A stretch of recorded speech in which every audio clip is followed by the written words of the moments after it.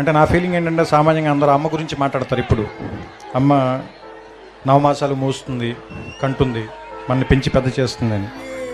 కానీ మన నాన్న వేలు పెట్టుకునే నడుస్తాం.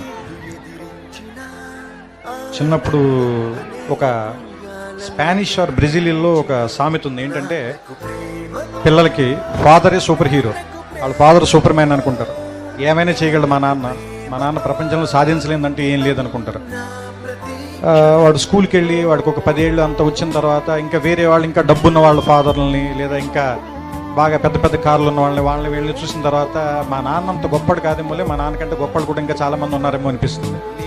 అదే ఒక 15 ఏళ్ళు దాటి 18 ఏళ్ళు అవి వస్తున్నప్పుడు, నాన్న సిగరెట్ కాల్చొద్దురా, లేదా బాగా చదువుకోరా, రాత్రిపూట ఇడ్లీకి ఇంటికి రారా, ఇలాంటివన్నీ చెప్పినప్పుడు మా నాన్న ఏంటి బాగా నసదొబ్బుతున్నాడు, చేదస్తాం అనుకుంటాను, మా నాన్నకి సరిగ్గా తెలియదు అనుకుంటా బతకటం, అందుకని ఇలా అయిపోయాడు అనుకుంటాడు.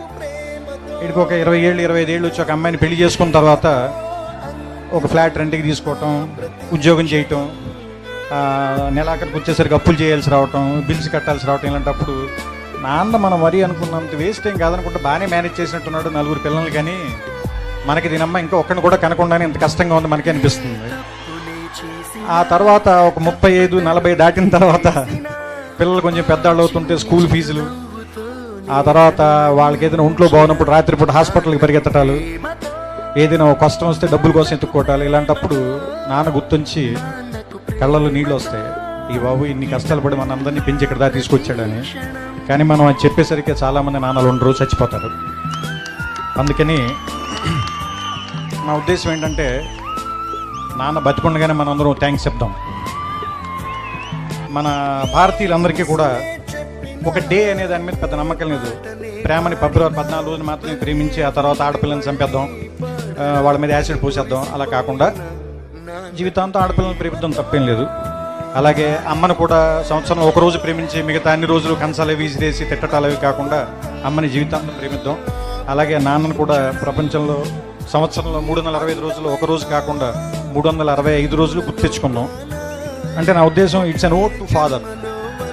ఎందుకంటే ఫాదర్స్ సరిగ్గా గుర్తింపు లేకుండా మిగిలిపోయిన ఒక పాత్ర అనిపిస్తుంది నాకు, కావ్యాల్లో కానీ నాటకాల్లో కానీ సినిమాల్లో కానీ. అంటే అమ్మని డ్రమటైజ్ చేసినంతగా మనం ఫాదర్ని ప్రపంచం ముందుకు ఎక్కువ చూపించలేకపోయామా అని అనిపిస్తుంది. కానీ ఫాదర్ నుంచే కదా మనం వారసత్వం కూడా తీసుకుంటాం. ఫాదర్ ఇచ్చే డబ్బులు కాదు, ఫాదర్ ఇచ్చే పేరుని తీసుకుని ముందుకెళ్తాం. ఫలానా వాళ్ళ అబ్బాయి ఇతను, ఫలానా వాళ్ళ మనవడు ఇతను, లేదా ఫలానా ఫ్యామిలీ నుంచి వచ్చాడు ఇతను. సో అంటే ఫాదర్ దగ్గర నుంచి మనం ఇన్ని తీసుకున్నప్పుడు, ఫాదర్ దగ్గర నుంచి మనం సంస్కారం తీసుకున్నప్పుడు, ఫాదర్కి తిరిగి మనం ఏమి ఇవ్వగలం? కృతజ్ఞత. ఫాదర్ కృతజ్ఞత కోరి మనం పెంచడు కదా, మరి ఏమి ఇద్దాం? ఒక జ్ఞాపకంగా గుర్తుపెట్టుకుందాం, మర్చిపోతాం.